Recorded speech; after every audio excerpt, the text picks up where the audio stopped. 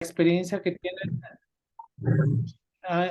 las experiencias que tienen al dar un diagnóstico con los familiares, cómo lo sienten, cómo lo ve el paciente, cómo lo ve la familia. La primera situación que vemos en esta cuestión de la enfermedad renal es: me voy a morir, me van a dializar, me van a trasplantar, ¿qué va a pasar con mi vida? O sea, ¿cómo va a cambiar la dinámica familiar del paciente y de todos sus allegados? Porque no solo afectan nada más a los familiares directos, a veces hasta una segunda generación que nos apoya a llevarlos a las sesiones de hemodiálisis. Todo esto lo vamos a ir platicando conforme va la plática. Si tienen alguna pregunta, la podemos hacer ya sea al final o entre la charla para que quede más claro.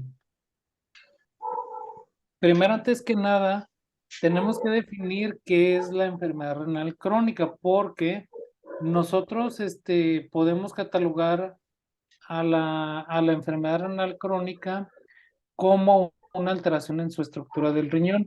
Normalmente vemos aquí en esta imagen, como vemos aquí el riñón que tiene forma de frijol en el centro blanco y en la periferia negruzco.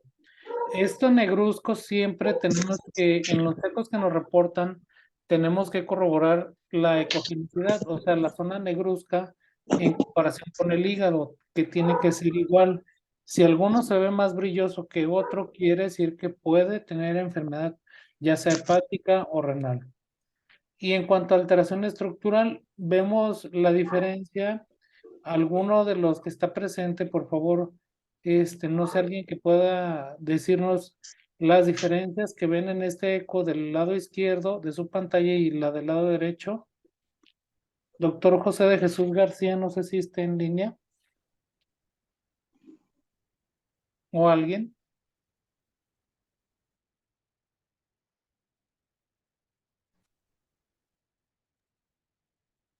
alguien que pueda activar su sonido. Sí, lo escuchamos, doctor. A ver, doctora, ¿sí nos puede decir cuáles diferencias se encuentran en esta imagen y en esta otra? La del lado izquierdo y la del lado derecho. Se ve disminuida la relación entre lo que es la corteza y la médula, donde se ve ahí la sombra gris, por así llamarlo, más grande. Ujú, exactamente, se ve más grande la zona grisácea.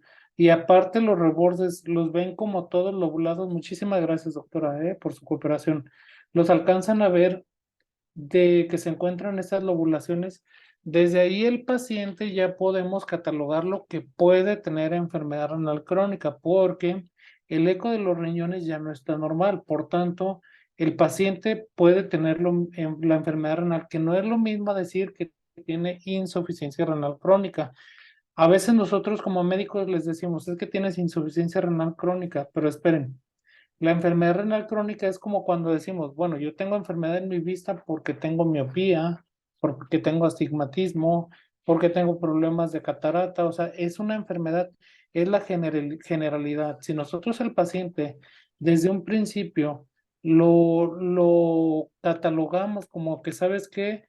Tienes insuficiencia renal crónica, imagínense cómo va a tomar la noticia.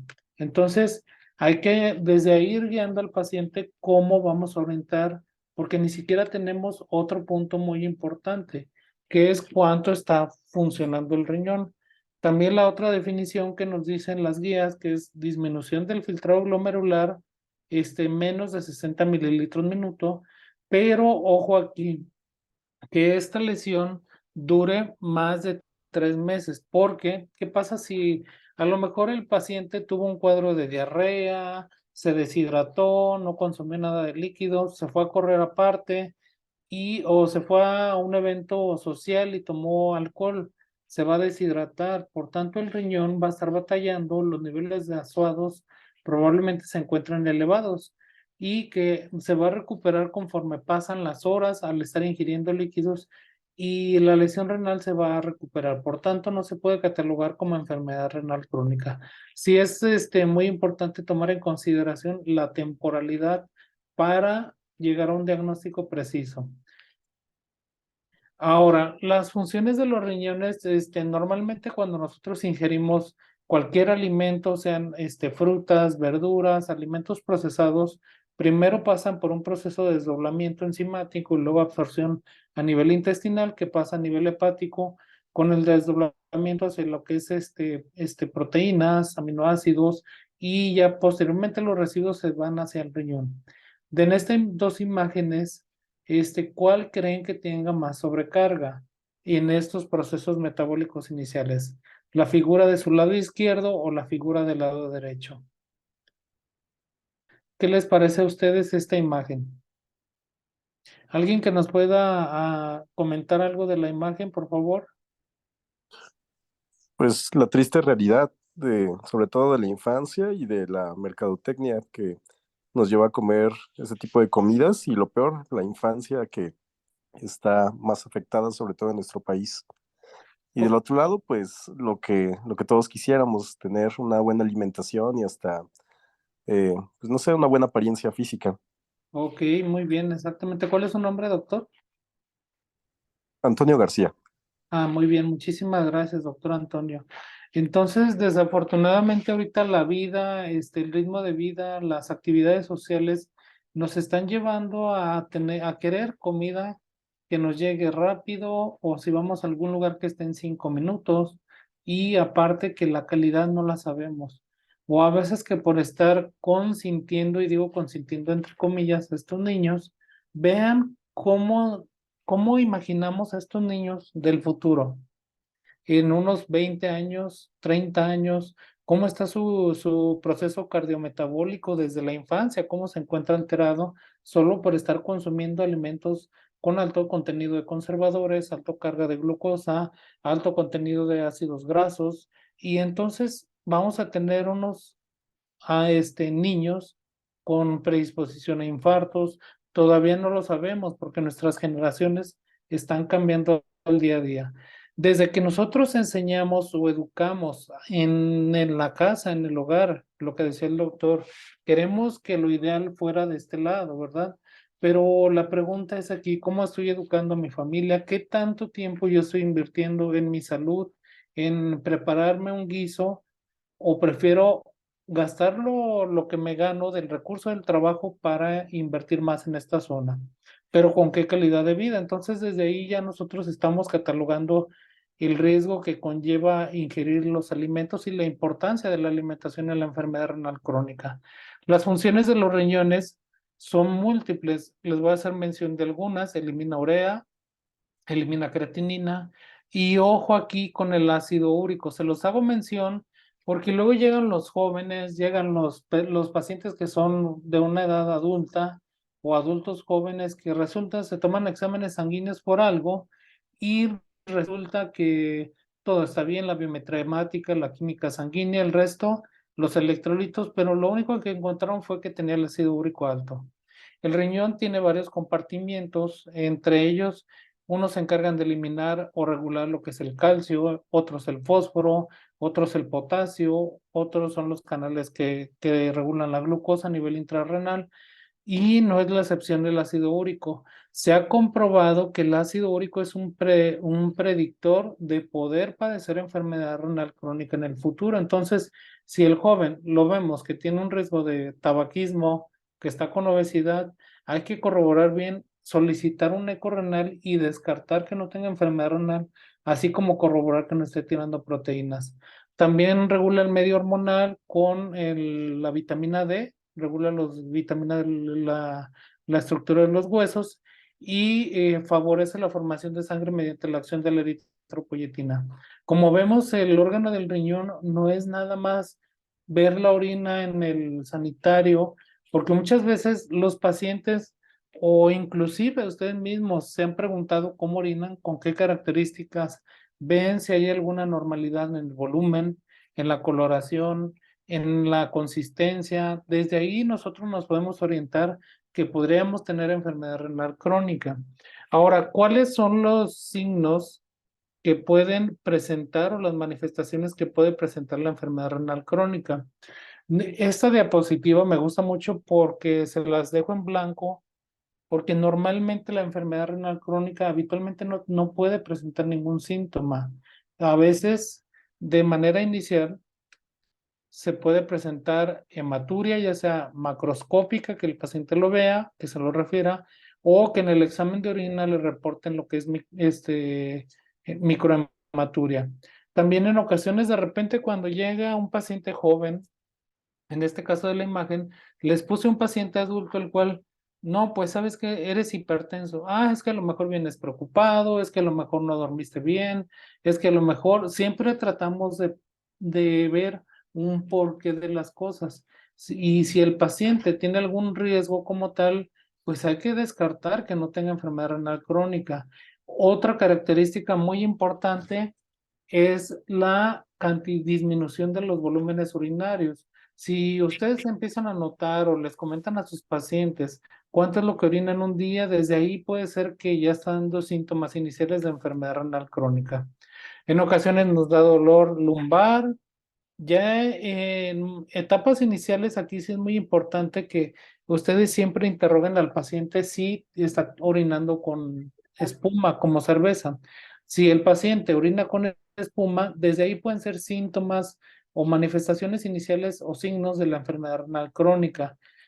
También ya en etapas ya más avanzadas encontramos lo que es el edema en las extremidades inferiores, el cual es progresivo y se puede reducir conforme pasa en inicio el día sin edema y va progresando con el edema conforme transcurre el día. Ya en etapas ya más avanzadas hay elevación de lo que son los azuados, puede haber anemia o puede haber alteraciones comprobadas por el examen sanguíneo. También en ocasiones tomamos estudios de imagen, como en este caso, este es un caso real que nos pasó en la residencia. Es un pequeño el cual tenía poliquistosis renal, se le hizo la tomografía, pero desafortunadamente se le tuvo que hacer exclusión renal bilateral porque el pequeño no podía alimentarse porque estaba ocupando prácticamente toda la cavidad abdominal. El paciente pequeño se pasó a hemodiálisis, pero desafortunadamente posteriormente falleció. Como ven aquí, en ocasiones nosotros los nefrólogos tenemos que tomar biopsias de los riñones para hacer el estudio histopatológico y corroborar primero que nada cómo está la estructura glomerular. Aquí les estoy poniendo una imagen de un glomérulo normal, el cual vemos, aquí está la cápsula de Bowman en esta zona, y cada glomérulo nosotros tenemos que ver las membranas y que la celularidad esté distribuida, que sean de 1 a 2 células por espacio entre los capilares glomerulares.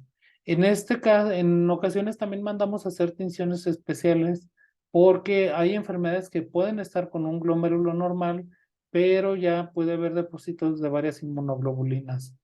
En la imagen con el tricrómico de Masson, habitualmente vemos cuando hay cierto grado de fibrosis.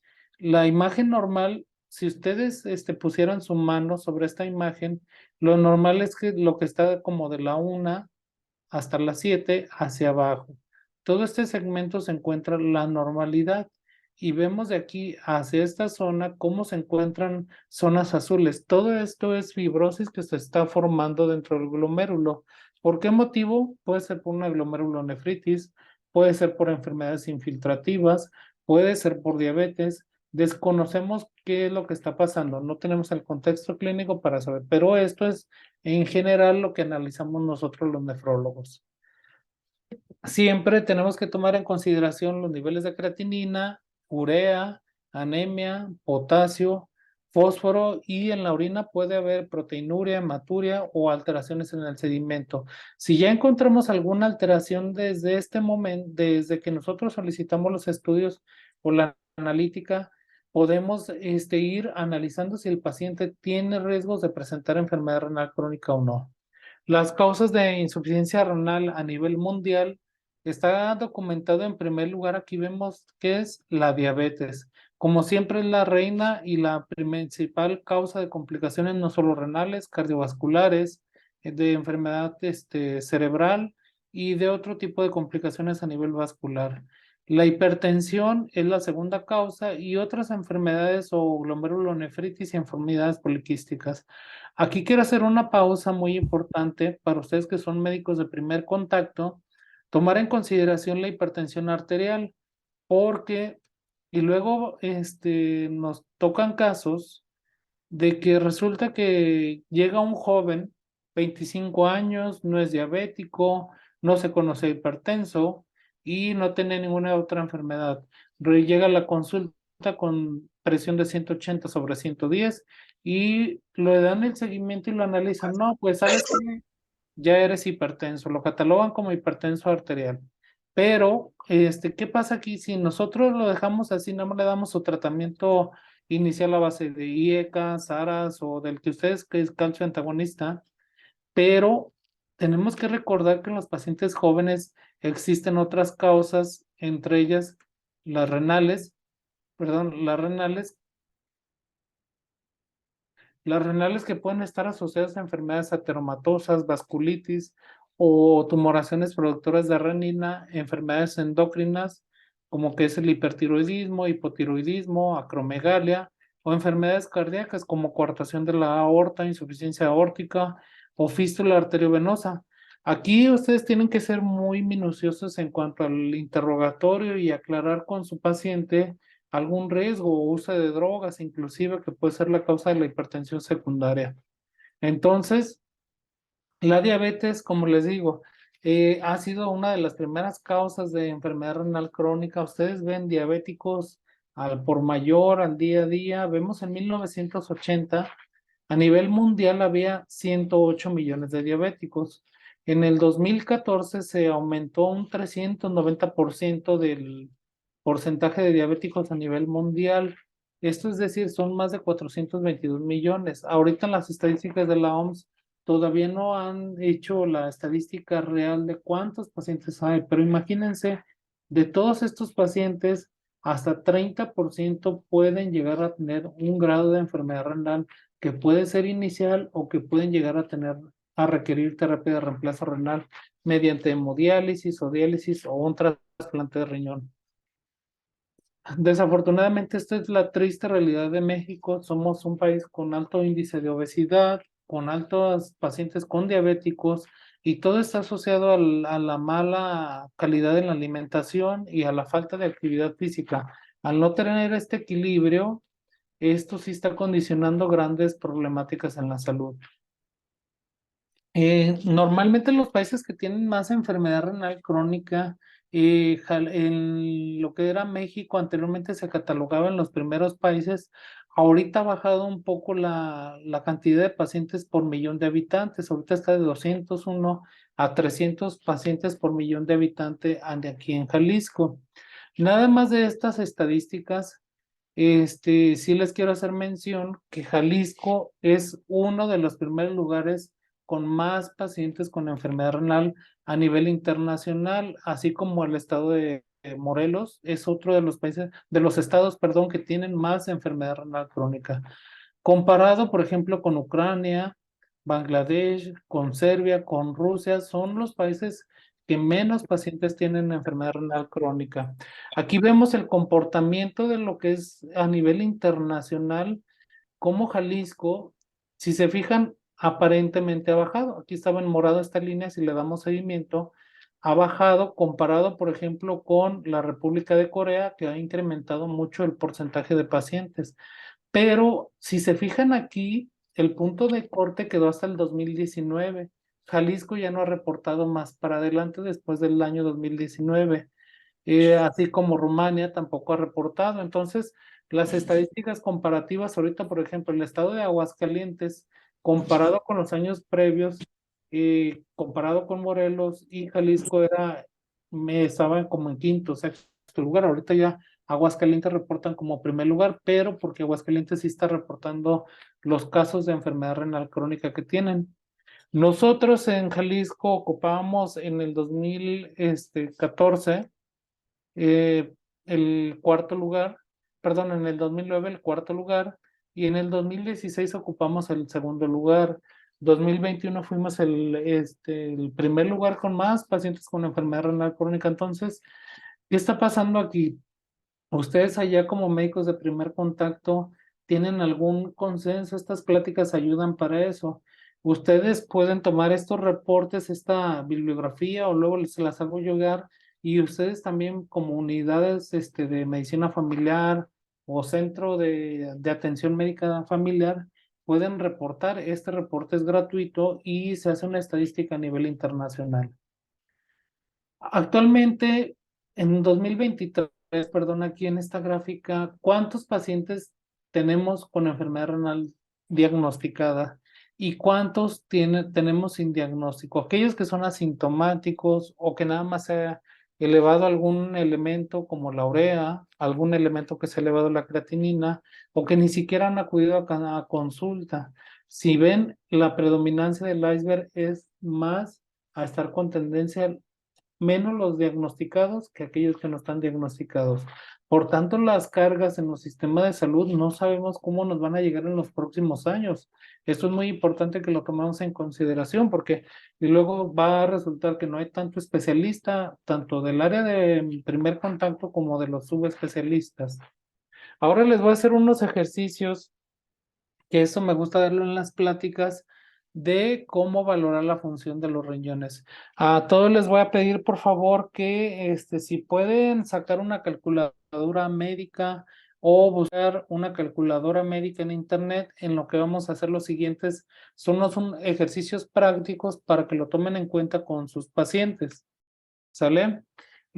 Para medir la función de los riñones, habitualmente podemos hacer una colecta de orina de 24 horas, solicitar creatinina sanguínea o niveles de cistatina C.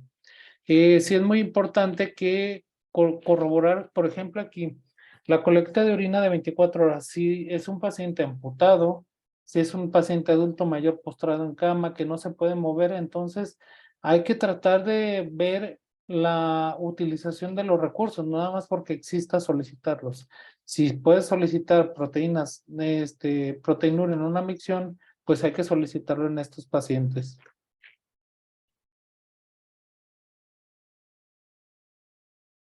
Les voy a poner este ejemplo, todo es para que alguien abra su micrófono y les voy a preguntar, ¿quién de las tres imágenes tiene enfermedad renal crónica?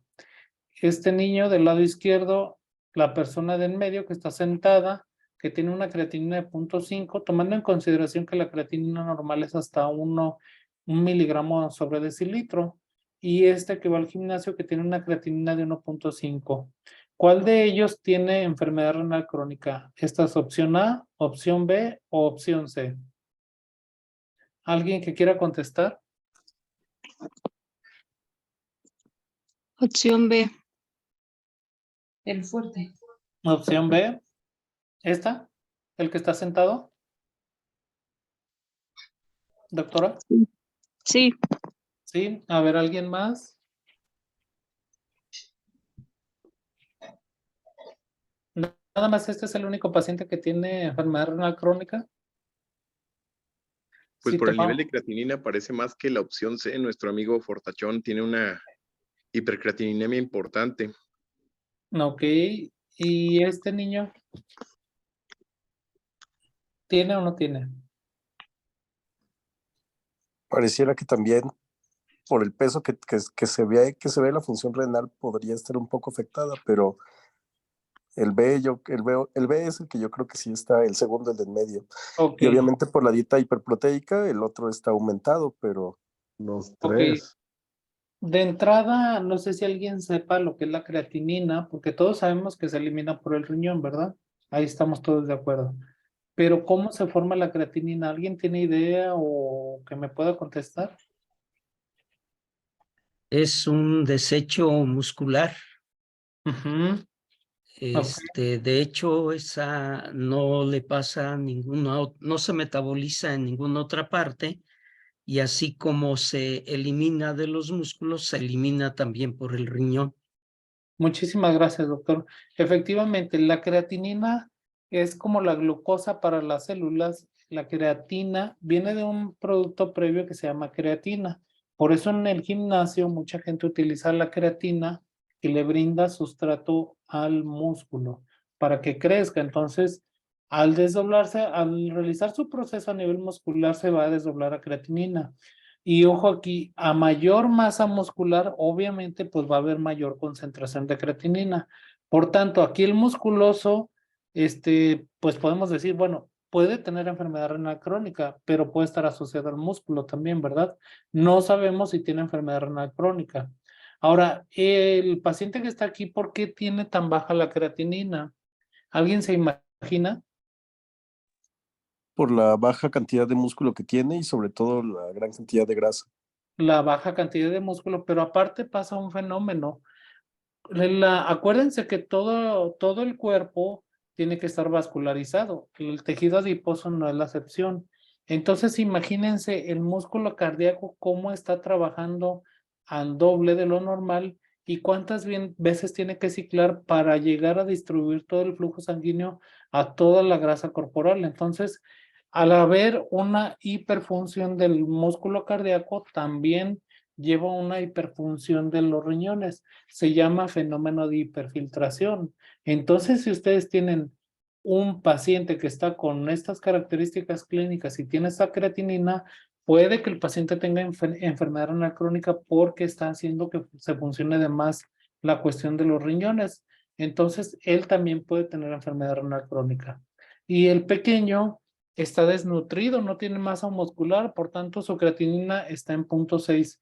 También puede tener enfermedad renal crónica porque la cantidad de masa muscular no es tan elevada. Entonces, hasta aquí, como vemos, el mensaje que les quiero dar a continuación, no porque ustedes ven una creatinina elevada con sus pacientes, ya hay que catalogarlo, sí hay que catalogarlo y orientarlo a que puede tener la enfermedad renal crónica, pero hay que ver toda la funcionalidad de los riñones. ¿Se acuerdan que en un principio les dije que regula la urea, regula la creatinina, regula el ácido úrico, ayuda a que no haya anemia? O sea, ver cómo está el aspecto general del paciente y catalogar los riesgos antes de decir, ¿sabes qué? Ya tienes insuficiencia renal crónica. Aquí les pongo para que quede claro, la creatina es el nutriente útil para los músculos. Entonces, si tengo mayor masa muscular, voy a tener más elevados los niveles de creatinina. Pero ¿cuánto es lo normal de creatinina para todos los pacientes?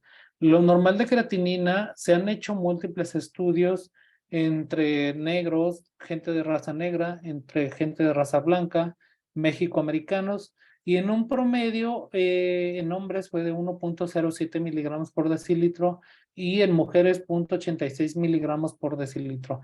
Todo esto tomando en consideración la masa muscular.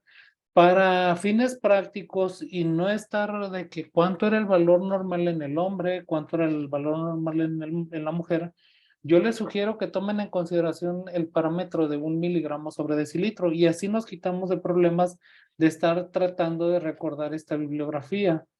Y los otros estudios han estudiado en hombres que es de 0.9, aquí en mujeres 0.8. Como vemos, cada nación tiene su creatinina diferente porque los hábitos alimenticios sí influyen, las características y condiciones clínicas de cada paciente también influyen. Por tanto, no es un estandarizado que me tenga que aprender de 0.7, 0.8, que sí tiene influencia en cómo en un futuro vamos a abordar lo que es la enfermedad renal crónica.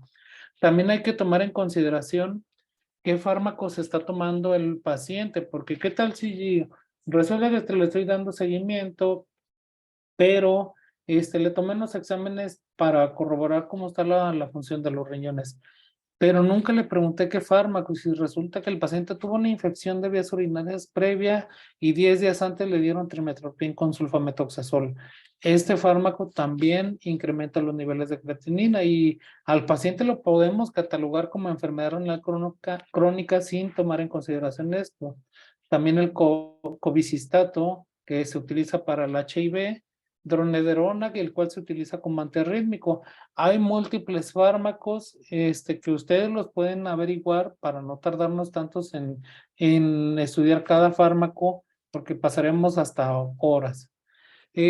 ¿Para qué nos sirve analizar lo que es la función de los riñones? Nos va a dictaminar para el ajuste de fármacos, cosa que ustedes realizan constantemente, ven pacientes, ven sus estudios, ven su evolución. También lo utilizamos antes de la donación de los riñones evaluar el grado de la función de los riñones y también lo utilizamos para valorar el trasplante de los riñones. Normalmente, cuando estudiamos en la Facultad de Medicina, no sé, por allá ustedes, ¿cuál fue la fórmula que les enseñaron para calcular el filtrado glomerular? ¿Alguien que nos pueda decir, por favor? Cocker Gold. Crocod Gold. ¿Alguien más le enseñaron otra? MDRD4. MDRD4. ¿Alguien más otra? Bueno, con eso está muy bien. Miren, la primera participación es muy importante, es la que nos enseñan en la escuela. Aquí la vemos, Crocod Gould, la realizaron en 1976 con un total de 249 pacientes, que eran solo pacientes hombres con una edad de 18 hasta 92 años. No se tomaron en cuenta pacientes obesos, no diabéticos, no hipertensos, ni con alguna patología.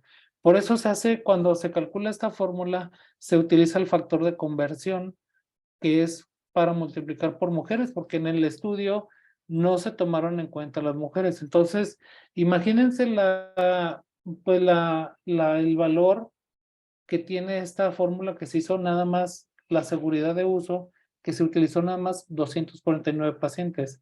MDRD, por ahí alguien lo dijo, se hizo un estudio de la nutrición, el cual se tomaron en cuenta desde el año 1999 hasta el 2002 y fueron 1,628 pacientes.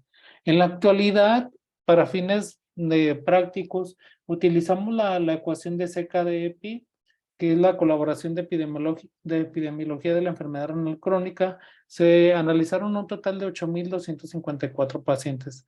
Por lo tanto, pues esta es la que estamos utilizando actualmente y que es más segura y más real a lo que el paciente está presentando.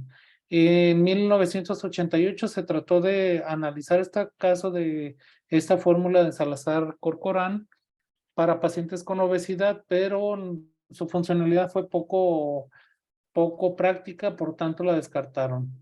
Desde 1970 estuvo la fórmula de Schwartz, la cual incluyó nada más 349 niños de 1 a 16 años, pero hasta ahorita por cuestiones de seguridad ya no está permitido hacer los análisis en niños. Entonces, esta es la única que está avalada y utilizada actualmente con los niños. Normalmente cuando un paciente llega con una creatinina, nosotros tenemos que valorar el grado de la función de los riñones, en qué grado está, grado 1, grado 2, grado 4 o grado 5. Todo esto nos basamos en cuanto al filtrado glomerular. En las guías CADIGO antes del 2012, las 2008, 2009, no tomaban en cuenta esta gráfica, que son los grados de albuminuria. Recuerden que el paciente con diabetes o cualquier otra enfermedad puede tener proteinuria. Por tanto, si el paciente tiene una proteinuria de más 300 miligramos sobre gramo y su filtrado se encuentra con una tasa de 15 a 29, pues hacemos el cruce y tenemos un alto riesgo de progresión y que puede llegar a lo que es a un fallo renal o a lo que es a insuficiencia renal crónica. Sí, es muy importante. Ahorita les voy a enseñar cómo hacemos esta cruce y cómo vamos a analizar cada caso en particular. Vamos a hacer los ejercicios, les pido pongan atención y saquen su calculadora o su celular para que nos ayuden a hacer las siguientes dinámicas. ¿Alguien que me pueda apoyar a leer el caso clínico, por favor? Todos atentos. Paciente masculino de 52 años con antecedente de diabetes mellitus tipo 2, más hipertensión arterial sistémica, más cardiopatía isquémica. Peso de 102 kilos, talla de 1.72 con un IMC de 34.5 kilogramos sobre metros cuadrados. Muy bien. Se le realiza laboratorios con creatinina de 3.8 miligramos por decilitro, urea de 105 miligramos por decilitro, albúmina de 2.8 gramos por decilitro, albuminuria mayor a 300 miligramos por gramo. Ok, muy bien. Entonces, vamos a sacar sus calculadoras, por favor, para ver en qué grado de filtrado glomerular tienen. Y les voy a pedir, por favor, que unos lo calculen en base a estos hallazgos con Crocod-Gauss, unos con MDRD y otros con seca de EPI, por favor. Ahí están los datos, por si hay alguna duda. Cuando tengan los resultados, pueden alzar la voz y decir su resultado, cuánto tiene de filtrado glomerular. Con MDRD4, 17 mililitros minuto, y también con CDK-EPI, igual también 17 mililitros. Y con Crocod-Gauss, Un Krokov pesó 102, ¿verdad? sí, 102 kilos. 32. 33 32. mililitros. 32, 33, ¿verdad? A ver, Ujú. ¿ya alguien más ya lo sacó o tiene alguna duda cómo sacarlo ahí en su celular? Para que todos hagan este ejercicio, pues esto es importante, esta es la parte más fundamental de la plática, que quiero que a todos les quede claro cómo meter los datos ahí en la calculadora. ¿Nadie tiene dudas cómo hacerlo? Ok, muy bien. Vamos a seguir con la plática. Entonces, como ven aquí, la doctora nos apoyó y el doctor Crocod-Gauss les dio 33 mililitros minuto. O sea que el paciente lo podemos estar estadificando en un grado 3 de la enfermedad renal crónica. Pero como vemos con MDRD y CKD-EPI, estuvo con una funcionalidad de 16 o 17 mililitros minuto, lo cual nos cataloga que está en un grado 4 con albuminuria de 3 de las guías CADIGO. El paciente, si hacemos su intersección, está en este grado 4, estaba con una funcionalidad de 17 y está pues con una proteinuria gravemente elevada. Comparada con la de seca de EPI nos dio 33. ¿Por qué creen que tenga trascendencia entre esta tasa de filtrado y el grado 3B y el grado 4? ¿Por qué creen? ¿Alguien que pueda colaborar? ¿O cuál es la diferencia entre una y otra? ¿Alguien? ¿Entre cuál y cuál, doctor? Entre los hallazgos de los resultados, que nos dio de 33, si lo calculamos con Crocod-Gauss, y los otros si lo calculamos con MDRD o seca de EPI. ¿Cuál es la diferencia entre hacerlo con estas fórmulas? Si yo le realizo la Crocod-Gauss al paciente, me voy a quedar con la idea de que, bueno, es 33, pero ¿en qué le va a afectar al paciente? Pues en el tratamiento y en las metas, bueno, si es diabético, es hipertenso, pues las metas de su tratamiento van a ser las mismas, pero el tratamiento que se indique para ver las complicaciones que ya va a presentar, pues sí variaría el tratamiento pues de la insuficiencia renal. Exactamente, esos son los puntos finos que quiero que tomen en consideración. Desde el Porque luego, diagnóstico.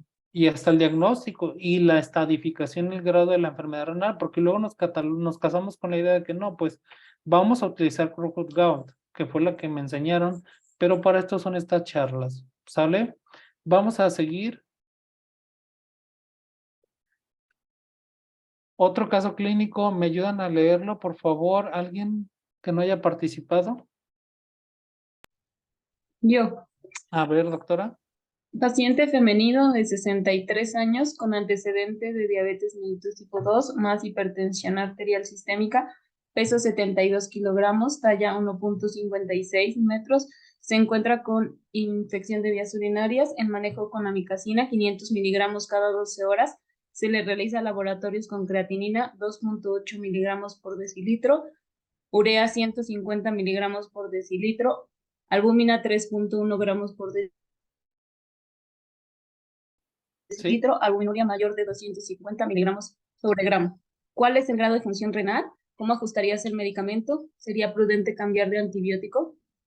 Sí, si se fijan en esta diapositiva es bien importante, vayan haciendo los cálculos de la función glomerular de lo que yo les estoy hablando. Aquí no estamos tomando en consideración, si se fijan, no puse ningún fármaco para la diabetes ni para la presión, o sea, no me estoy metiendo nada más quiero ser puntual con unos detalles finos que en este caso les va a pasar muy frecuentemente. Alguien de los que no ha participado ya realizó el grado, ya realizó en la calculadora el grado de función renal. Sí, con MDRD4 Ujú. tienen 17.1, que sería un estadio 4. Un estadio 4, muy bien. ¿Y alguien más con Crocodile Gaul ya lo hizo? Ya con Cockcroft sale 23. Ok, entonces vemos que está más alto con Crocodile Gaul, ¿verdad? Desde ahí estamos sobreestimando, o sea, así dice la literatura, perdón, se sobreestima la tasa de filtrado glomerular con Crocodile Gaul. ¿Y alguien lo hizo ya con CK de EPI? Igual 17. 17.3. 17. En este caso coincide, ¿verdad? CK de EPI.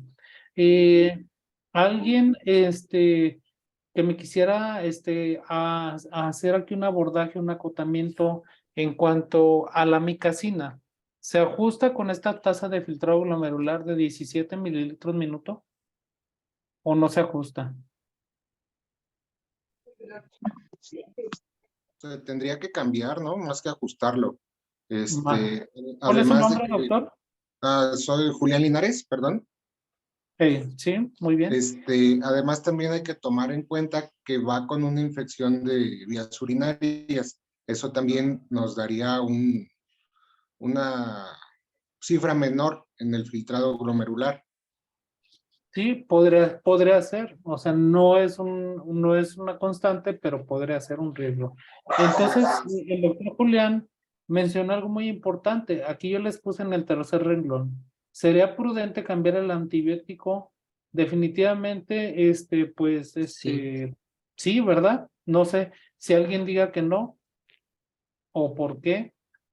Es que dependería la elección del antibiótico, habría que ver más que nada el contexto, pues por qué decidieron dejarle amicacina. Por ejemplo, si mostró resistencia el microorganismo, bueno, la bacteria, los demás, y solo queda amicacina, pues sí se puede ajustar la dosis a la función renal y vigilar obviamente los días que se utiliza para evitar pues la nefrotoxicidad. Nada más un punto aquí muy importante. Acuérdense que amicacina es uno de los Es un principales nefrotóxicos. aminoglucósido Es de los aminoglucósidos que son más que nefrotóxicos. ocasiona daño Entonces, renal. hay que tratar de corroborar bien. Si tienes alguna otra opción, precisamente un punto bien clave que aquí nos estaba mencionando, perdón, su nombre, doctor, del anterior, es que hizo el acotamiento de ajustar la dosis de amicacina. Aquí lo más trascendental de esto es que de repente el paciente llega con infecciones de vías urinarias de repetición, pero nunca pedimos un cultivo o no pedimos un eco renal porque tal vez el paciente tenía litiasis renal o no tenía alguna otra eventualidad por ahí, alteraciones en la motilidad de la vejiga. Pueden ser 1000 cosas que podríamos estar tratando aquí de diagnósticos diferenciales de las infecciones de tracto urinario. Entonces, sí es muy importante tomar este punto. Para esto son estas charlas, ver qué podemos hacer para mejorar y prever que el paciente no progrese más la enfermedad renal crónica, porque qué tal si nunca le pido exámenes desde ahí y yo le sigo dejando la micacina. No, es que pues es que no es la menos resistente, tú póntela y no va a pasar nada, ¿verdad? Entonces aquí vemos los resultados. Crocodile sobreestimó lo que es la tasa de filtrado glomerular, MDRD y CKD-EPI se quedó en 16 y 17. Está en un grado 4 y de albuminuria 3 por el grado de proteinuria. Por eso si tienen ustedes pacientes que están con proteinuria, siempre es muy importante que los soliciten la albuminuria en muestra única de orina. Y el laboratorio nos lo reporta en estas unidades, miligramos sobre gramo, y ya ustedes agarran su tabla y ven en qué grado están. No es complejo, esta gráfica la encuentran en internet, pueden tomarle un screenshot o pueden, si hay alguna duda, después yo se las mando con toda confianza. Ahora vamos a ver cuáles son las metas de tratamiento en la enfermedad renal crónica, lo que hablábamos hace un poco. Las metas va a ser tratar de revertir o detener o retrasar la progresión de la falla renal crónica. Todo esto, si un paciente lo contextualizamos que tiene una creatinina, por ejemplo, de 2.8 o de 3, tratar de que baje un poco más. Lo que gane es mejor. pero tratar también de que no suban, no haya anemia, no haya otras alteraciones hidroelectrolíticas para tener un mejor pronóstico y seguimiento. También hay que tratar de llegar a la remisión parcial o completa de la proteinuria, es decir, si el paciente estaba con una proteinuria de 3000, de 5000, de 250, de 500, hay que tratar de aproximarnos a la normalidad. La cuestión de las proteínas en orina de 24 horas, lo normal es hasta 150 miligramos. Por tanto, sí es bien importante que si el paciente ya está presentando cierto grado de proteinuria, derivarlo al nefrólogo oportunamente para tratar de evitar su progresión. Otro punto que es muy importante, hay que evitar el uso de fármacos nefrotóxicos, como en este caso los aminoglucósidos, también los antiinflamatorios, y mantener un control hemodinámico óptimo. También hay que dar un manejo antibiótico óptimo cuando lo requiere el paciente y no dar de manera indiscriminada cualquier antibiótico nada más porque el paciente presenta algún síntoma si el paciente no lo requiere.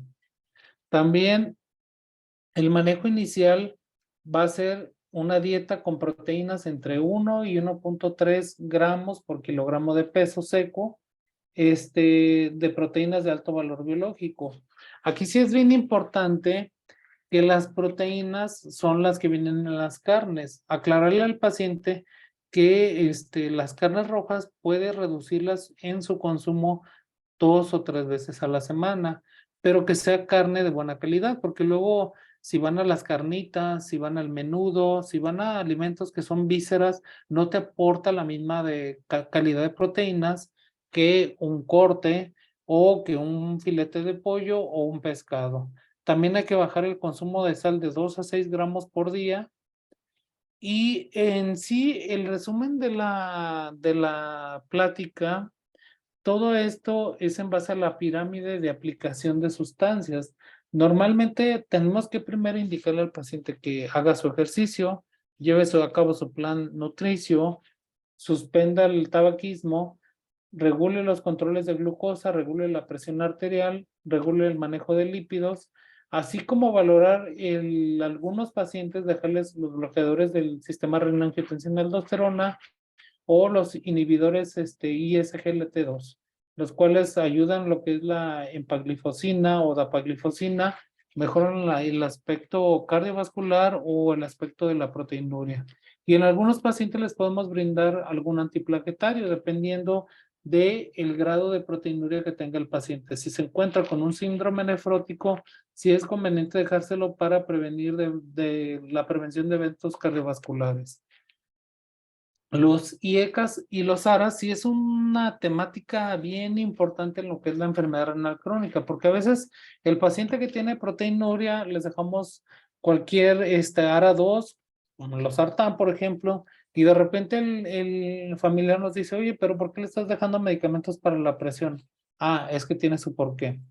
Hay que recordar que el sistema renina-angiotensina-aldosterona exacerba o incrementa lo que es el grado de proteinuria y favorece la que es la glomerulosclerosis, es decir, la cicatrización de los riñones, y tiene también propiedades apoptóicas en el podocito, por tanto hay mayor muerte celular no programada. Cuando nosotros bloqueamos este sistema renina-angiotensina-aldosterona, disminuye la presión intraglomerular, disminuye la presión de la arteriola eferente, y los IECAS ocasionan vasodilatación por bradocininas en la arteriola eferente.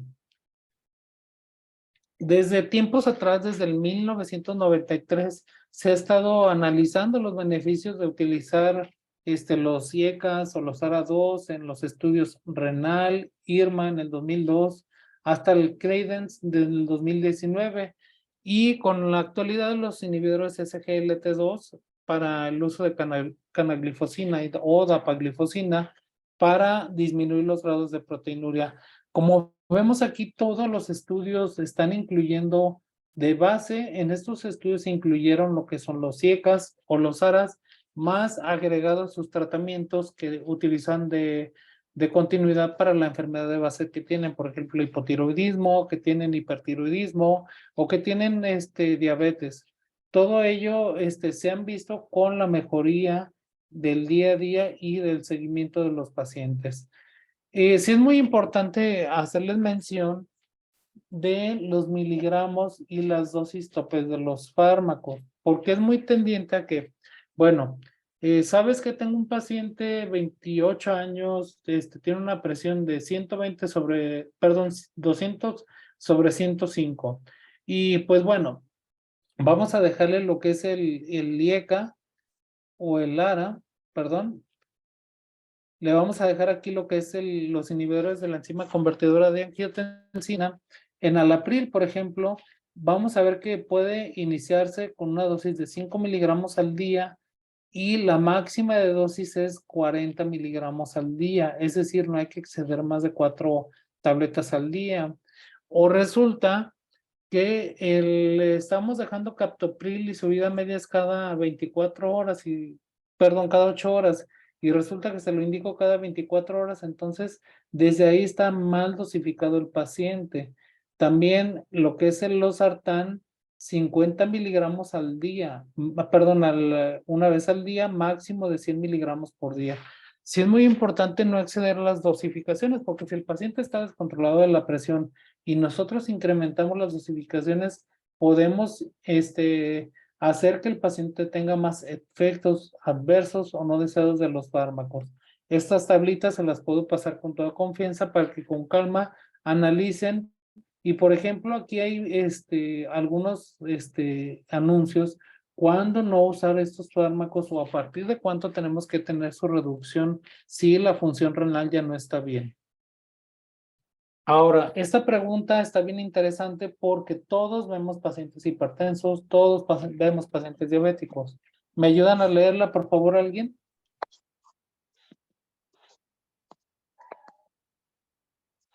¿Sí? ¿Con cuánto filtrado glomerular está contraindicado los inhibidores de la enzima convertidora de angiotensinas o los bloqueadores de los ARAS, pues, diuréticos tiacídicos? ¿A partir de cuánto? ¿Alguien que quiera contestar? Opción A, o si pueden contestar en el chat, por si no quieren contestar. Opción A, lo dejan en el mensaje. Opción B, opción C, opción D. ¿Alguien? A ver, quiero ver el chat activo. ¿Alguien que conteste, por favor, ahí en el chat? Para ver.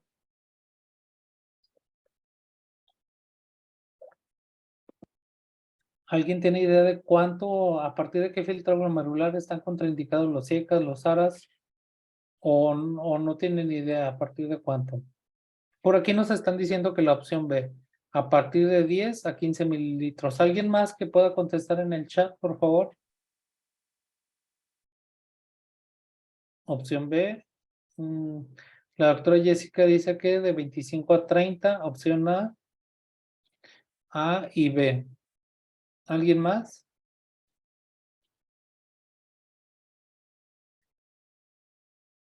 Ok, muy bien. Nos vamos a quedar con esas respuestas. A y B fueron lo que más contestaron.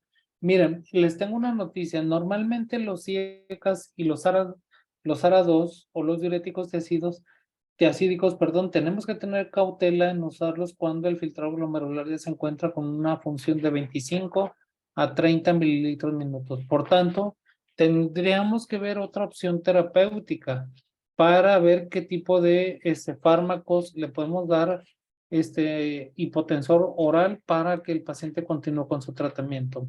En cuanto a las metas de tratamiento, la presión arterial debe de ser menos de 130 sobre 80 en todos los pacientes, el colesterol total debe ser menos de 200 y en caso de que sea más de 200 debemos de agregar alguna estatina.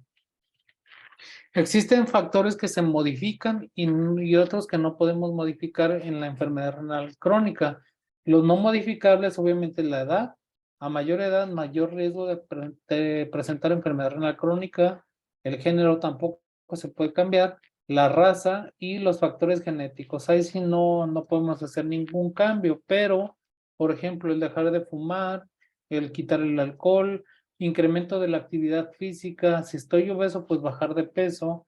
Si estamos constantemente utilizando o automedicándonos con fármacos antiinflamatorios no esteroideos, con infecciones de vías urinarias de repetición maltratadas, con presión y diabetes mellitus. Todo esto, si no está bien controlado, pues son factores de riesgo que sí van a llegar a un punto donde van a hacer que sea un factor agravante de la enfermedad y siga progresando más y más. Aquí yo les pongo una foto de una imagen de todos los fármacos que pueden ocasionar o asociados a lo que es nefrotoxicidad. Entre ellos, si vemos antidepresivos, antihistamínicos, analgésicos, antimicrobianos, retrovirales, o sea, es una gran gama de fármacos que pueden ocasionar. Sí va a depender de la predisposición genética o la predisposición a los fármacos para que pasen. No quiere decir que todos estos van a ocasionar enfermedad renal crónica. También la obesidad es otro factor muy presente en la actualidad y que nos va a condicionar alteraciones en la dinámica glomerular o en la dinámica renal. También la ingesta de sal hay que tratar de reducirla a un consumo moderado, menos de 3 gramos por día. Sí es muy importante que al paciente en ocasiones apenas le llevan el plato y ni siquiera prueba la comida y todavía ya le está poniendo la sal. Entonces, aquí vamos a hacer una sobrecarga a nivel tubular de los riñones y va a haber un incremento en la retención de líquidos y una hipertensión por tanto. Las proteínas como tal hay que sean de alto valor biológico, como les hacía mención, de 1 a 1.3 gramos por kilogramo por día, y bien importante en la glucosa, porque luego resulta que el paciente cuando va a la consulta, hace unos pequeños estrategias, una semana antes se cuida, y resulta que le tomaron un dextrosis antes de entrar a la consulta, y están entre las metas de 90 a 130, pero resulta que la hemoglobina glucosilada se encuentra en 12 o en 10, desde ahí el paciente pues ya no está controlado, las metas como por lo general se está catalogando como menos de 7%. O también que si el paciente aclararle si ya consumió alimentos, que sea 1 o 2 horas después de comer, que esté en menos de 180 la glucemia. Todas estas metas tenemos que tenerlas bien presentes y que sean claras para evitar la progresión de la enfermedad renal crónica. También el control de la diabetes y la metformina es una biounidad de bajo costo, todas la hemos indicado, es bien tolerada, que se recomienda como terapia de primera línea en sujetos obesos y no obesos con diabetes.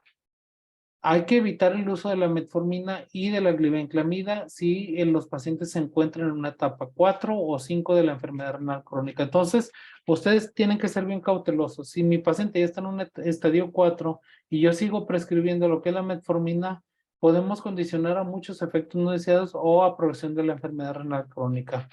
También la hipertensión, tenerla bien controlada con sus metas de menos de 130 sobre 85 y lo ideal que esté en menos de 125 sobre 75.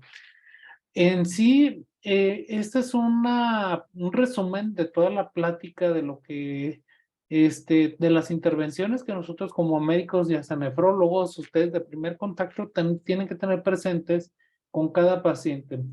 Que la proteinuria sea menos de 0.5 gramos, que la disminución del filtrado glomerular no sea no sea más de 2 mililitros minuto por año, porque luego resulta que van a la consulta el día en enero y en junio le toman exámenes y resulta que la creatinina la tenía en 2 en enero y en julio ya la tenía en 4 y dicen, no, pues es que es por la enfermedad renal, pero no, ahí pasó algún fenómeno en este inter de tiempo que se puede mejorar con los pacientes, ya sea ajustes de fármacos, ver si tuvo algún proceso infeccioso o alguna eventualidad que haya pasado.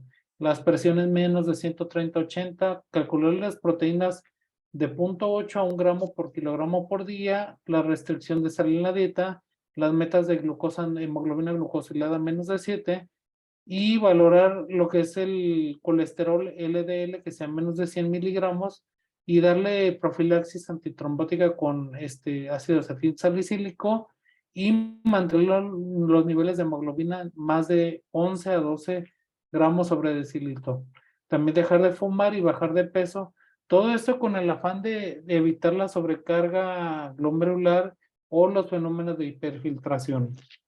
Cuando los riñones ya llegan a fallar, necesitará tratamiento para reemplazar la función de los riñones que estos se hacen normalmente.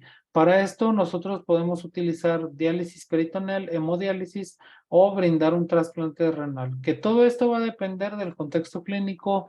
Si el paciente, porque esta es una pregunta muy frecuente que me hacen a mí, ¿qué es mejor, la diálisis o la hemodiálisis? Primer punto que tenemos que tomar en consideración, si el paciente está muy obeso y tiene un índice de masa corporal de 40, pues obviamente no le voy a dejar diálisis peritoneal porque el catéter de diálisis se va a doblar, se va a acodar y no va a funcionar.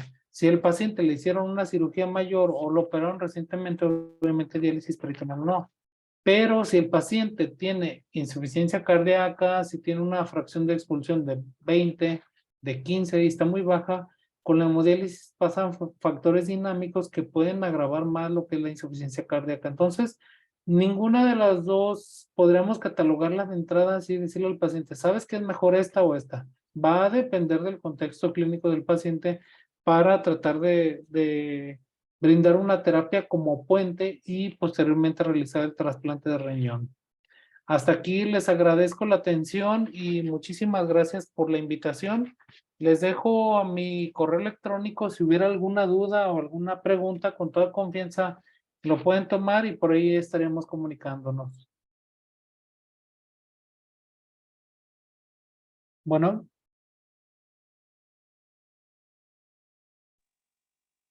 Muchas gracias, doctor. No, gracias a ustedes por su tiempo y de verdad que pues esta es una problemática como conclusión que nos está incrementando, nos está ganando y a veces nosotros como personal de salud somos la primera línea de defensa, sobre todo para los pacientes que sabemos que en ocasiones uno por más que trata de tratar de ajustarle los fármacos, de orientarlos, a veces la misma idiosincrasia de que no me voy a tomar, no me voy a poner la insulina porque me va a ir más mal, que a mi familiar le fue más mal cuando pasó esto. Entonces, sí traten de individualizar cada caso y en cuanto se pueda realizar alguna mejoría en cuanto a su práctica, ya sea a nivel institucional o a nivel particular, pues hacer lo mejor posible para que el paciente tenga un mejor pronóstico. Muy bien. No Una sé pregunta, si... Dígame, doctor. una pregunta del chat, directamente le doy lectura, de la doctora Pilar Barbosa. Sí. ¿En qué etapa derivar a segundo nivel a los pacientes? Ok, miren, las guías son muy cortantes. La verdad, lo ideal sería cuando detectan usted alguna alteración de la funcionalidad de los riñones, sería lo ideal para tratar de abordar qué está pasando con este paciente y descartar alguna otra etiología que esté condicionando la enfermedad renal, que será lo ideal, o en el diabético que recién se diagnosticó para tratar, para estratificar su riesgo renal y ver qué factores podemos modificar para evitar la progresión. Pero ahí sí va a depender de cada institución a nivel, ya sea salubridad, a nivel del ISSSTE o a nivel del IMSS, cada uno tiene sus criterios específicos de derivación. Si ustedes tienen su práctica particular, también ahí sí será conveniente que se deriven oportunamente para un manejo inicial como tal. ¿Alguna otra pregunta? Ok, gracias, doctor. Sí, otra pregunta también por aquí del chat, paso a darle lectura. La doctora Silvia Pérez, ¿por qué cree que en el estado de Jalisco haya mayor presencia de enfermedad renal crónica? Ok, miren, aquí en Jalisco se han hecho múltiples estudios de centros sobre todo una zona que se llama la Ribera de Ajijic, cerca de Chapala. Y hay un pobladito que se llama Agua Blanca y encontraron niveles altos de minerales, entre ellos mercurio, cadmio y otros elementos que no deberían de estar en la orina de los pacientes. Entonces, se ha hecho mucha controversia entre si hay contaminación del agua. Estos pacientes también, las características que encontraron ahí en este grupo poblacional que estaban muy desnutridos, ellos tomaban agua de la llave y también utilizan muchos pesticidas en esa zona. No hay estudios genéticos hasta ahorita más que en unos grupos de 2 municipios que es en el municipio de Tonalá y en el municipio de Zapopan, pero ya son enfermedades genéticas preestablecidas, que era enfermedad de Fabry. Y lo demás, aquí el punto, ¿por qué hay más? Porque Jalisco es uno de los estados que más reportan el sistema de datos renales a nivel internacional. Cada año, en la página del sistema de datos renales, uno ingresa y como médico dice, ¿sabes qué? Yo encontré 10 pacientes, 10 casos nuevos de enfermedad renal crónica. Ah, lo reporto. Tengo 20 pacientes en hemodiálisis, lo reporto. Y de ahí se hace una estadística internacional comparativa para sacar estas gráficas. Pero les comento, Jalisco dejó de reportar en 2021 o 2020 aproximadamente. Ahorita si ustedes se meten a la página del Sistema de Datos Renales Internacional, se aparece como Aguascalientes, porque el estado de Aguascalientes está reportando comparado con Jalisco. Sí, los factores nutricionales están influyendo, ya no es la misma calidad de agua que teníamos anteriormente, así como también ya no es igual la calidad de los alimentos.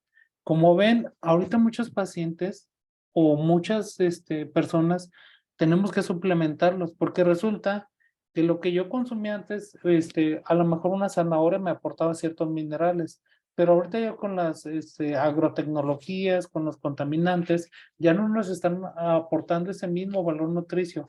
Tengo que comer más para llegar a esa misma cantidad de aminoácidos y aparte tengo que suplementarme. Entonces, sí influye mucho más que también aquí en Jalisco todo ya está muy sistematizado a que todo es por comida rápida, no tengo tiempo de ir a comer, los tiempos de traslado, por ejemplo, hay personas que se llegan a trasladar hasta 2 horas de ida de trayecto de su casa a su trabajo y 2 horas de regreso. Entonces estamos hablando que del día utilizan 4 horas mismas que si trabajaran cercas podrían invertirlo en ejercicio, preparar su alimento adecuadamente, no utilizar sal en exceso, porque recordad que toda la comida procesada tiene alto contenido de benzoato de sodio y esto va a condicionar más la enfermedad renal crónica por alto contenido conservador.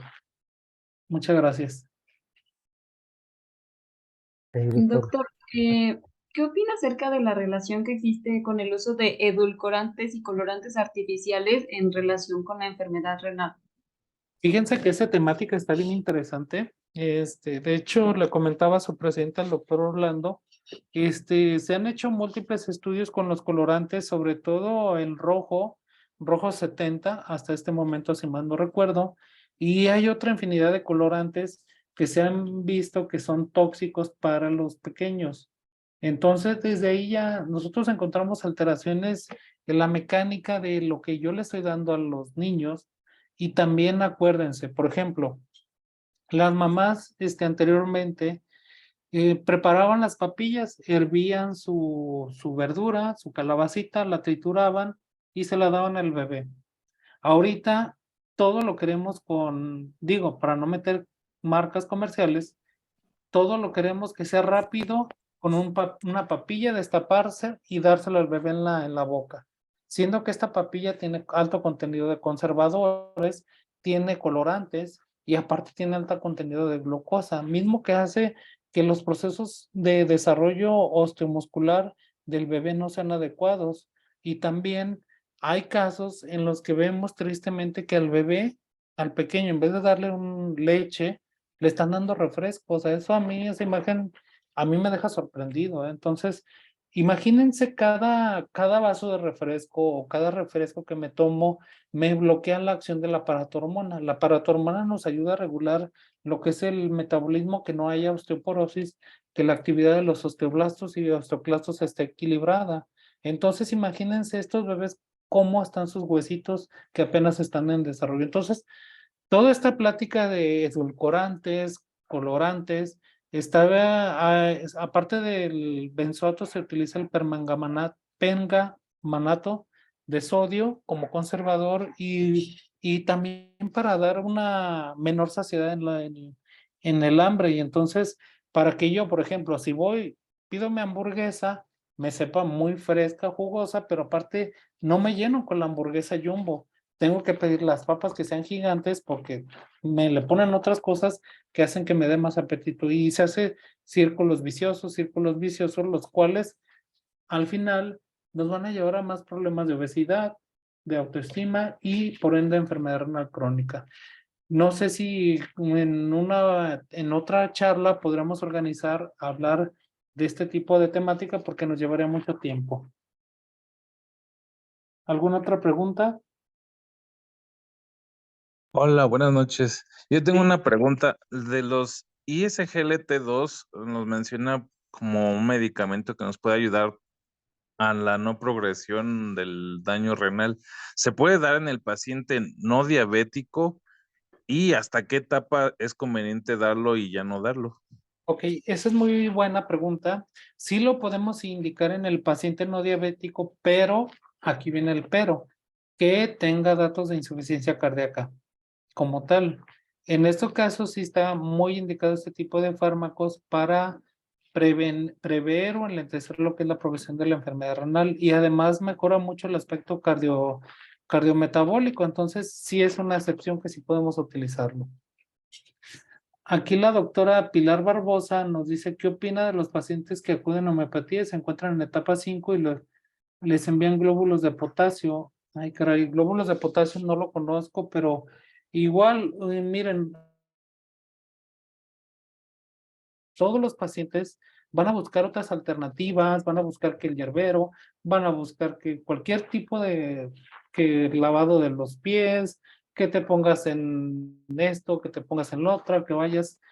O sea, el paciente va a buscar tratar de solucionar su problema. Siempre va a haber personas que sí sean honestas y digan, no, no sé, o esto no te va a funcionar, pero también va a estar el otro lado, la charlatanería, que al final yo seguido me topo con eso, que a los pacientes, en ocasiones, a los pacientes les digo, bueno, ¿y cómo te comprobaban que estaban funcionando los tratamientos? No, pues no, no me hacían exámenes, no nada. Entonces, desde ahí es tristemente nos enfrentamos nosotros como profesionales de la salud a este tipo de situaciones que, bueno, el paciente es libre de decidir con quién vaya, pero también hay que advertirle al paciente que muchas sustancias, no solo la homeopatía o alguna otra hierba, planta o alguna cosa que hagan puede afectar más la funcionalidad de los riñones. Por acá nos pregunta, dice, agradezco la invitación a tan excelente presentación, la doctora Beatriz Uresti, saludos.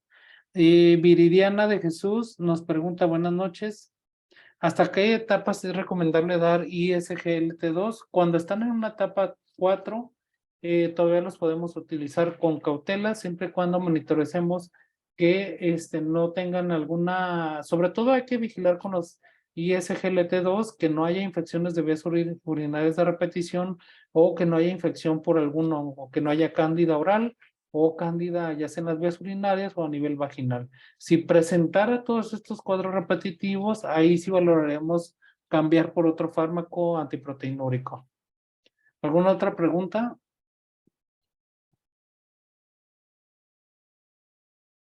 Muy bien, creo que son todas, ¿verdad? Hay una nueva en el chat ahorita, doctor. Ujú. ¿Canderel, stevia pueden influir en enfermedad renal crónica? Sobre todo, bueno, y de todas estas, al final, acuerden, son sustitutos o endulzantes artificiales de canderel y stevia. Stevia es una sustancia que viene derivada de la planta, es la que menos afectación puede afectar. No se ve tanto a nivel de la enfermedad renal, se ve sobre todo a nivel de las sustancias que pueden afectar otras funciones metabólicas de la glucosa. Eh, Aquí el problema que al utilizar algún sustituto de azúcar, en ocasiones nos podemos tapar con que el paciente es diabético, que bueno, ¿sabes qué? Me fui a desayunar, pero me tomé de postre, me tomé un pastel light con mi café sin azúcar. Ok, está bien. Pero en la tarde me fui a comer y me tomé el refresco light o sin azúcar y me comí mi alimento. Y en la noche porque se me antojó algo, me voy a tomar algo light porque se me antojó, ¿verdad? Que acabo es light, no pasa nada. Los problemas con todo este tipo de sustancias que los nutriólogos lo han estudiado muy bien, que al final las empresas o las compañías tratan de engañarnos argumentando que como es light no me va a pasar nada, no me va a engordar, ni me va a afectar mi proceso metabólico. Entonces, yo les sugiero que mejor les orienten a los pacientes tratar de evitar de utilizar los endulzantes, a menos de que el paciente definitivamente yo indicaría utilizar stevia, pero si puede, si lo utiliza para endulzar su café, mejor que lo tome sin azúcar, o si lo utiliza para endulzar lo que es el agua fresca, las frutas ya tienen azúcar natural, lo que es la fructosa, entonces mejor tratar de evitarlo. Sí, aquí otra pregunta dice ¿qué tanto afecta la moringa al riñón? Pues realmente la moringa pues no la utilizan para controlar la glucosa como tal.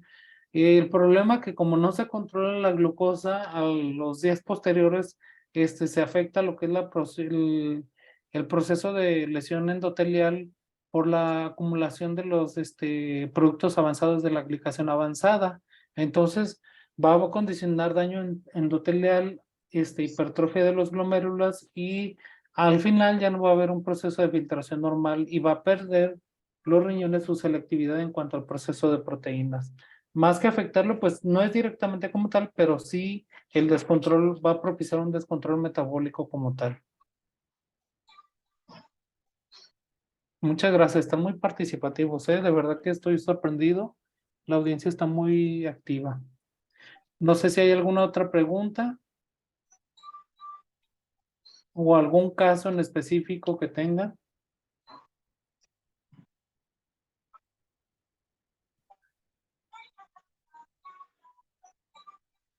¿Alguien más? ¿Alguna pregunta? Ya sea por el chat o directamente hacia el doctor.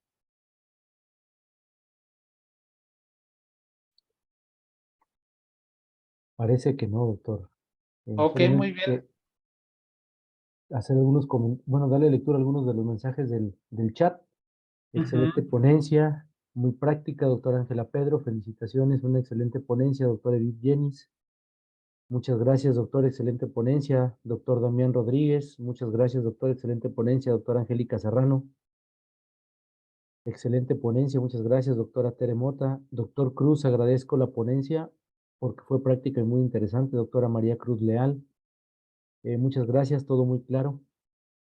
Excelente ponencia dinámica y práctica que mantiene el interés de parte del doctor Miguel Ángel Luna. Pues no, perdón, creo que surgió otra. ¿El fruto del monje se puede consumir en estos casos? La doctora Beatriz Uresti realiza la pregunta. Aquí, doctora, no sé si se refiere al fruto del monje como la semilla del monje. No sé si sea lo mismo, pero la semilla del monje la gente la utiliza para procesos de utilizar para adelgazar, para bajar de peso. Desafortunadamente, la experiencia que hemos tenido con estas tipo de sustancias ha condicionado insuficiencia renal aguda en 3 casos que me ha tocado atender, que han llegado a requerir hemodiálisis los 3 casos, por el que condicionaron necrosis a nivel renal. Del sustituto de azúcar, perdón. No, sí lo pueden utilizar. Perdón, yo me estaba yendo por lo perdón, doctora Beatriz, y disculpen todos. Pensé que se refería a la semilla del monje. No, el fruto del monje sí lo pueden utilizar como sustituto de azúcar también. Y como les comento, o sea, al final va a depender de la cantidad de azúcar que le pongan, porque bien yo puedo utilizar hasta azúcar normal siendo diabético, pero si pongo poca cantidad, no es lo mismo que yo endulce mi café, mi agua, con 3 cucharadas de azúcar, con 5 cucharadas de azúcar, digo, estoy exagerando, pero puede que haya alguien por ahí, a que yo ponerle una pequeña porción de estos sustitutos, ¿verdad? Y también recordarles que hay que averiguar con el paciente que no sea alérgico a alguno de los contenidos. O sea, con todos los sustitutos tienen alguna advertencia de no utilizar, por ejemplo, en pacientes fenilcetonúricos, porque pueden condicionar otro tipo de problemas.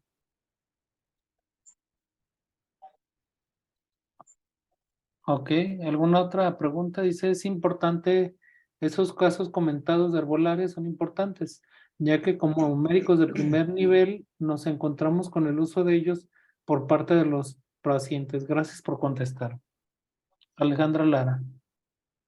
Sí, definitivamente, como les comento, la cultura mexicana, sus raíces y sus principios, sí es obviamente el consumo de los alimentos a base del maíz, del frijol, del chile, pero también dentro de la antigüedad se utilizaban lo que eran los productos de herbolaria. Nada más que aquí, o sea, todos los productos pueden tener efectos nocivos, hay que saber la dosificación real, qué tipos de efectos pueden tener, o inclusive no solo los efectos, las interacciones que pueden tener con los fármacos. Acuérdense, hay fármacos, por ejemplo, los inmunosupresores, no los podemos combinar con toronja, y siendo que la toronja todos la podemos consumir, ¿verdad? O si estoy consumiendo acenocomarina y resulta que me estoy comiendo las espinacas, las acelgas o las verdolagas, pero no puedo consumirlas, como vemos son algo natural y ya están interacciones corroboradas. Entonces, sí es muy importante, no porque sea natural, como en el caso de la toronja, digo, suena como que raro, pero sí le va a afectar al paciente trasplantado de los riñones. Entonces, sí hay que averiguar bien qué tipo de alimentos o qué tipo de sustancia nos está preguntando el paciente, y si hay alguna interacción registrada en algún momento, mejor tratar de evitarlo y cambiarlo por otro elemento.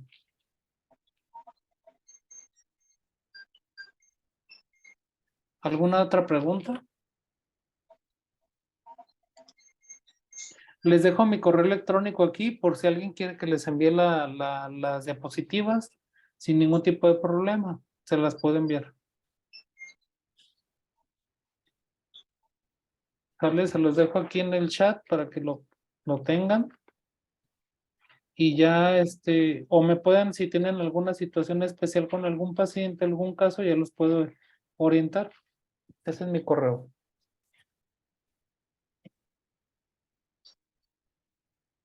Ok, perfecto, doctor. Pues muchísimas gracias. Si me permite compartir pantalla. ¿Sí?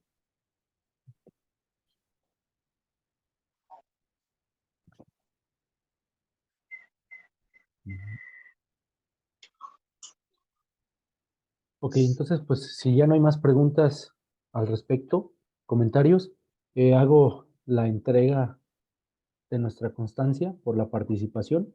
¿Sí se ve la pantalla? Sí. Sí, perfecto.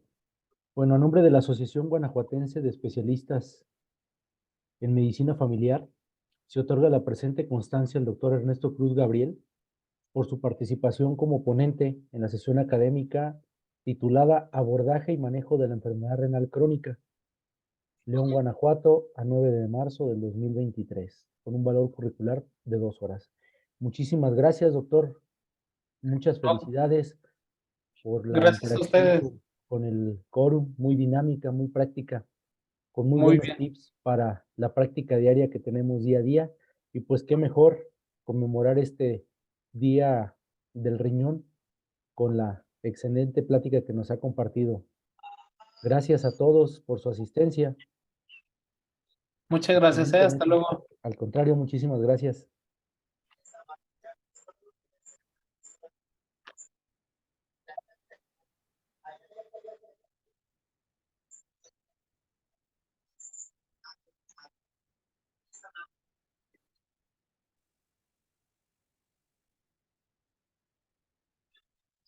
Muchísimas gracias a todos por su asistencia. Si alguien faltó de registrarse en el chat,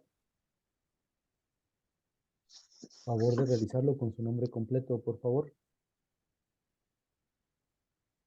Muchísimas gracias. Nos vemos en la próxima sesión. Les adelanto un poquito. Tenemos una segunda sesión este mes, la cual está programada para el día 31 de marzo, que es el último jueves.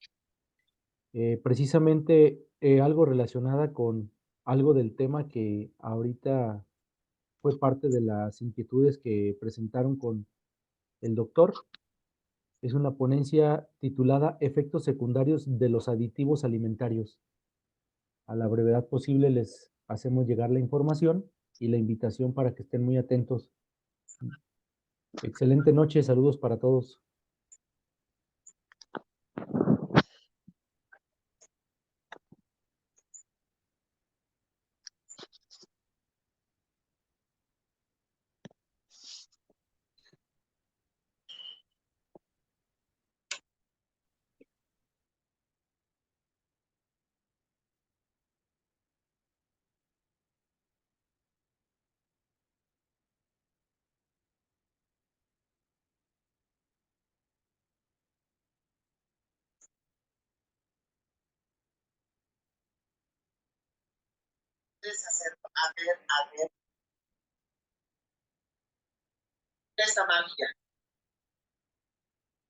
Mamá, ¿me pones la luz acá? Espérame, espérame, déjame salgo. Espérame.